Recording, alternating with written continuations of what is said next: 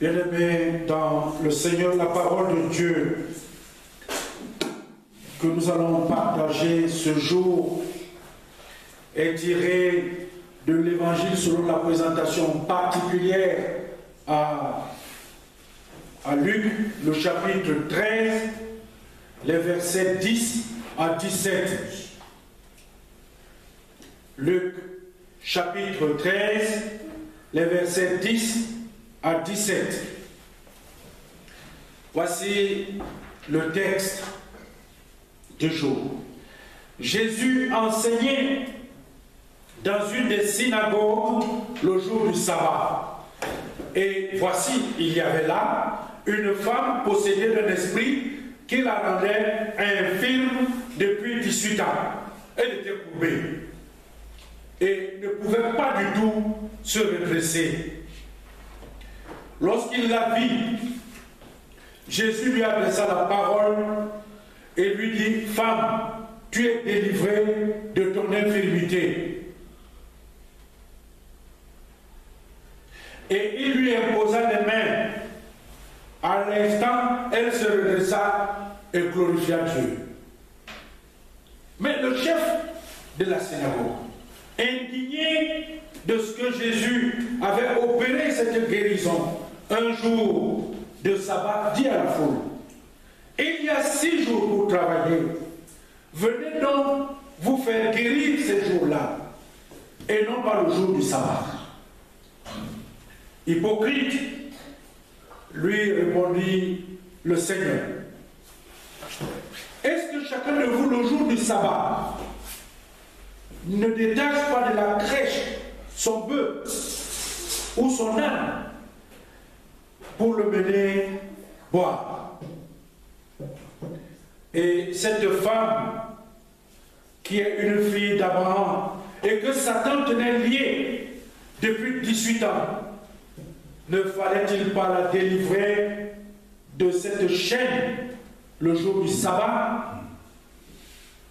Tandis qu'il parlait ainsi, tous ses adversaires étaient confus et la foule se réjouissait de toutes les choses glorieuses qu'il faisait. L'herbe sèche, la fleur fanée tombe, mais la parole de Dieu demeure éternellement. Prions le Seigneur. Éternel notre Dieu, nous venons de lire dans ta parole. Elle reste mystérieuse malgré notre quotidien avec elle, à notre intelligence. Viens donc, Seigneur, viens nous parler, viens nous révéler ce que tu as prévu pour nous comme nourriture spirituelle pour ce jour. Nous t'avons prié au nom de ton Fils Jésus-Christ. Bien-aimés dans le Seigneur, le texte que nous venons de lire est un texte, n'est-ce pas, qui fait partie de ceux-là dont Luc l'évangéliste a eu à écrire pour retracer ici de manière historique ce que le Seigneur Jésus a fait. Luc était un médecin et comme médecin, la précision du discours et la précision de l'écrit sont des éléments qui demeurent très très importants. La précision que nous avons ce jour, bien aimé dans le Seigneur, dans le texte que nous donnons, c'est une confrontation entre le Seigneur Jésus, n'est-ce pas, et d'autres responsables de la synagogue au sujet de ce qui doit être fait le dimanche, de ce qui peut être fait le dimanche. Le débat est là. Le texte nous présente ici une guérison que le Seigneur va opérer le jour du sabbat. Cela est contesté par le chef de la synagogue qui dit aux gens que c'est uniquement durant la semaine, les 6 autres jours, que l'on doit se faire soigner. Bien-aimés dans le Seigneur, Moi, je ne vais pas nous inscrire dans le débat de la journée du sabbat. Non, moi, le propos que j'ai avec vous, c'est la rencontre entre le Seigneur Jésus et une personne qui est souffrante. Nous avons une rencontre qui est rendue possible par le Seigneur. Parce que le texte, bien aimé, dans le Seigneur, nous laisse comprendre que c'est Jésus, dans le mouvement qu'il avait en Galilée et un peu partout, c'est lui qui s'est déplacé et qui est arrivé dans ce lieu où cette femme est malade depuis 18 ans. Ce n'est pas cette dame qui s'est déplacée pour aller chercher le Seigneur. Cette dame a un problème, elle est malade et elle se place. Là, depuis 18 ans, elle est infirme et elle est courbée. Elle est courbée. Ce qui veut dire que tous les jours que le Seigneur les gens entrent dans le temple, le chef de la synagogue en question, il voit cette femme qui est là depuis 18 ans. Il a vu la première année, la deuxième année, la troisième année. Avec les autres de la synagogue, on voit que ça dit que cette personne-là, elle est courbée. Mais personne n'a jamais rien fait. Bon, moi je voudrais, j'ai un peu rigolé, parce que je me suis dit, vraiment, quel culot, ce chef de la synagogue, quel culot. Bon, les autres 6 jours, il n'a pas vu pour faire quelque chose pour elle. Parce qu'il demande de venir les 6 autres jours pour se faire soigner. Mais elle n'a pas besoin de venir les autres, elle est sur place, puisqu'elle est infirme, et elle est courbée, elle est là. Pourquoi ne pas la soigner directement les autres jours qui ne sont pas le jour du sabbat? Mais les années sont passées et cette femme est restée courbée. Bien-aimé dans le Seigneur, combien de personnes dans notre vie, combien de personnes dans nos communautés, dans nos églises, dans nos familles, dans la société, nous les voyons dans une situation d'infirmité et elles sont courbées et nous ne faisons rien. Combien de personnes? Mais, bien aimé dans le Seigneur, il faut aller plus loin. Parce que si une personne est dans une synagogue, donc comme par exemple aujourd'hui dans l'église, la personne est infirme et la personne est courbée. Les années passent, cette personne-là nous transmet l'infirmité qu'elle a, et ce qui veut dire que nous tous, nous devenons infirmes parce que nous n'avons rien fait pour son infirmité, et donc nous tous nous sommes courbés. Donc l'église est infirme, l'église est courbée. Voilà, bien aimé, dans la réalité. Parce que dans la rencontre avec le Seigneur Jésus-Christ, ça veut dire que l'abattage des murs que le Seigneur Jésus professe, il dit, il n'y a ni juif ni grec. Ça veut dire que les distinctions tombent. Automatiquement, que vous soyez malade, que vous soyez en bonne santé, il ne doit pas y avoir de différence entre vous et un autre devant le Seigneur. Quelle est cette discrimination? D'abord, parce qu'elle est une femme. Dans la société juive ancienne, la femme ne vaut absolument rien. Elle dit, la femme, c'est pas la femme. C'est rien. Allez, là-bas, on ne veut pas. Elle doit rester dans l'obscurité. Et pourtant, c'est une personne comme les autres. Les enfants, pareil, ils n'ont pas de place. Et pourtant, ce sont des êtres, ils ont une tête, 2 mains, des pieds, et ils sont des personnes normales. La discrimination dans l'Église, la discrimination dans la société, le refus de considérer la situation d'une personne. Lorsque une société se ferme à la difficulté d'une personne, elle se ferme elle-même à a ses propres difficultés. Parce que tant qu'une partie du corps est malade, c'est tout le corps qui est malade. Bien-aimé dans le Seigneur, comment a-t-on pu donc rester avec une personne si longtemps? Et le Seigneur arrive.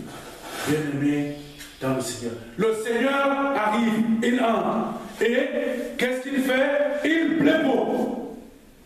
Il voit. C'est le Seigneur qui voit l'infirmité. Et il dit non. C'est lui qui prend la décision de se rapprocher de cette femme. Il lui adresse la parole. Parce que le texte dit, lorsqu'il la vit,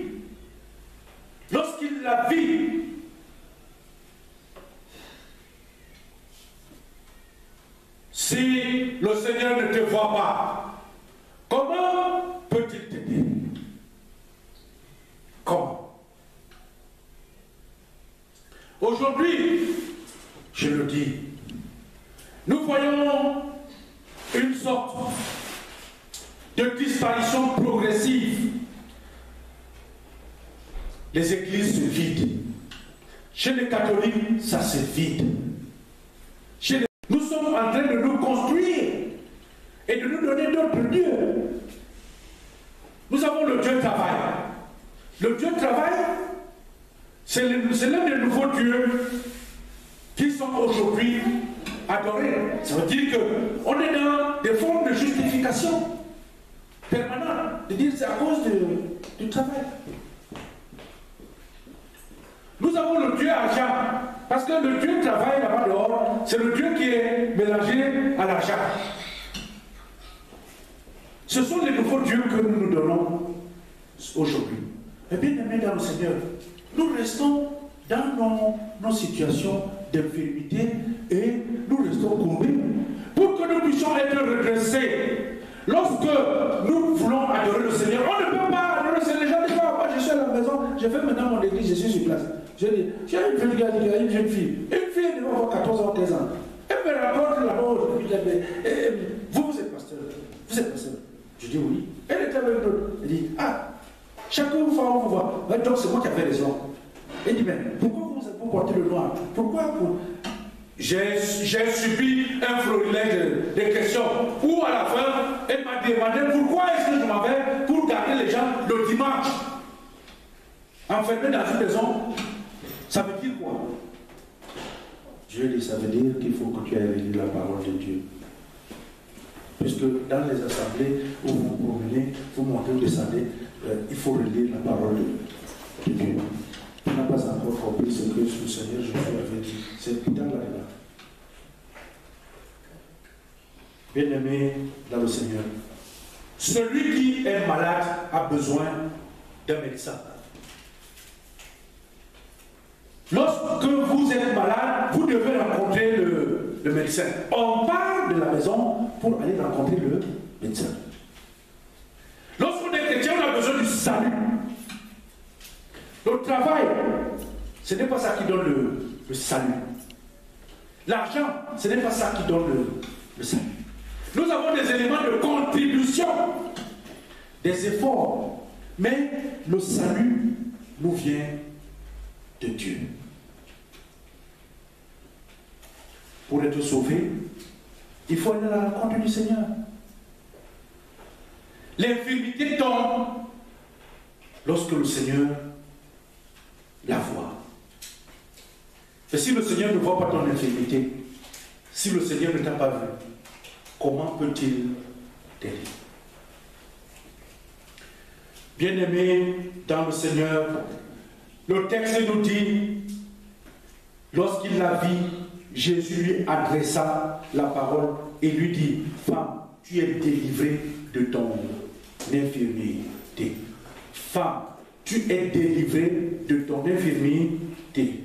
Et lui, de lui imposer les mains. Bien-aimé dans le Seigneur, est-ce que dans le texte qu'on vient de lire, là, vous avez entendu que la femme a dit quelque chose?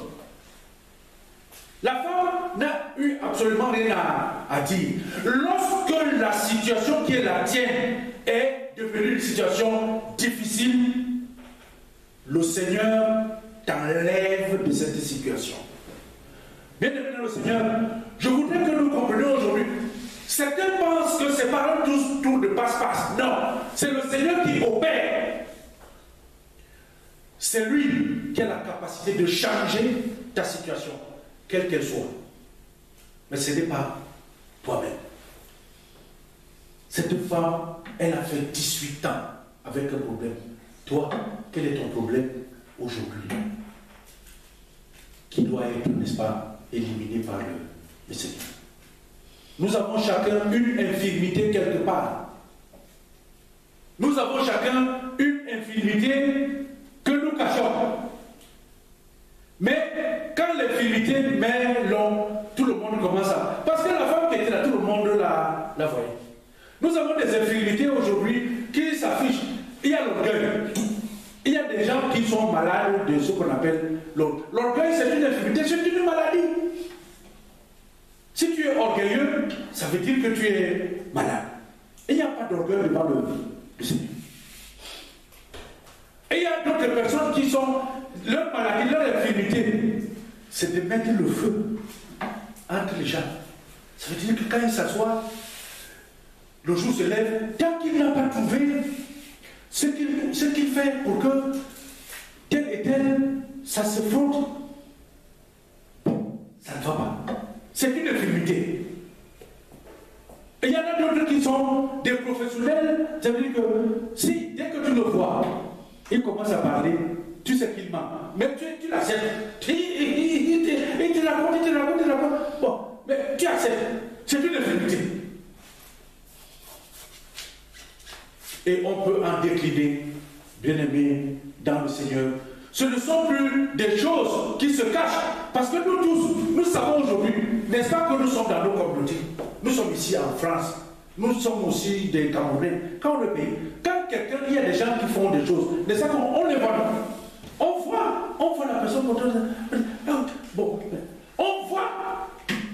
Mais on dit, ah, il est comme ça. Ah, lui, il est comme ça. Non, c'est une infirmité.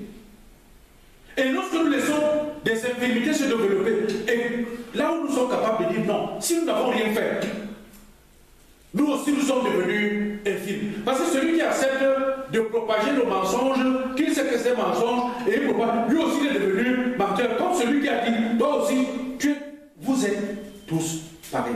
Bien-aimés dans le Seigneur. Le texte de ce jour, qui, dans les grands débats bibliques, théologiques, est souvent un texte centré sur la question du sabbat, de dire que est-ce que c'est le dimanche qu'il faut soigner les gens ou pas. Moi, je ne suis pas à ce niveau. Moi, aujourd'hui, la lecture, c'est de dire que lorsqu'on a un problème, lorsqu'on a une maladie, nous avons quelqu'un qui peut nous aider, c'est le Seigneur. Il faut donc aller à la rencontre du Seigneur. Allons à la rencontre du Seigneur. Allons avec nos maladies pour que le Seigneur puisse intervenir. Parce que ce qui ne va pas en nous, le Seigneur lui a la capacité. Je le dis souvent, lorsque j'étais dans mes jeunes années de ministère, j'étais un fumeur. Mais un jour, ici en France, j'ai trouvé un monsieur avec qui je travaillais sur un chantier, un Ivoirien. Et il m'a dit, toi, homme de Dieu, toi, homme de Dieu. Je lui ai dit que non, bon, j'ai déjà prié le Dieu, il a prié Dieu, il m'a pas dit non. Tu n'as pas encore prié. Parce que si tu demandes à Dieu, il va t'arrêter cette histoire. Ah ben, le temps est encore passé, jusqu'au jour où je te cette histoire s'est passée. Depuis le jour où j'ai pris la décision de ne plus le faire, je ne l'ai plus jamais fait. Je n'ai plus jamais été. Je dis même temps. Au contraire, quand c'est à côté de moi, je souffre, je deviens nerveux. Le Seigneur connaît quels sont nos problèmes. Et nous devons aller à la rencontre du Seigneur. Et c'est là où je veux venir rejoindre la pensée théologique et aussi la volonté que le dimanche, c'est le jour de la d'adoration. Lève-toi. Fais un effort pour aller à la rencontre du Seigneur.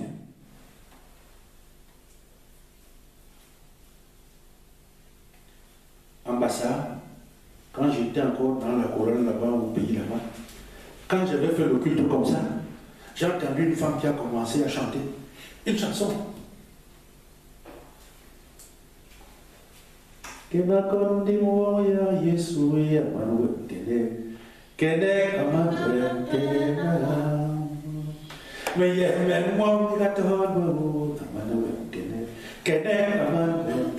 Ça veut dire que, Seigneur, me voici. Le Seigneur entend, le Seigneur voit. Ceux qui ne peuvent pas parler, le Seigneur les voit. Ceux qui parlent et qui crient, le Seigneur entend. Porte-toi auprès du Seigneur et il te guérira de ton infirmité. Porte-toi auprès du Seigneur et il te guérira de ton infirmité. Que le Seigneur lui-même bénisse le partage de sa parole. Éternel notre Dieu, notre Père, merci pour ce message que tu viens de nous transmettre à travers ton serviteur. Chacun d'entre nous, Père éternel, nous avons appris aujourd'hui que nous avons des infirmités qui nuisent sûrement à la rencontre de ton message ou alors qui nous nuisent dans la vie de tous les jours. Toi qui es un Dieu de grâce, un Dieu pur, Père éternel, veuille donc, Père, nous permettre, Seigneur, d'être purs, d'être saints. Et ce n'est qu'à cela, Seigneur, que nous allons être cela dignes et capables d'être appelés tes enfants. À celui-là qui nous a transmis ton saint message, nous réduis davantage pour que, Seigneur, nous aussi, nous puissions en bénéficier de ton évangile pour les prochains jours. À toi seul soit gloire et puissance pour l'éternité.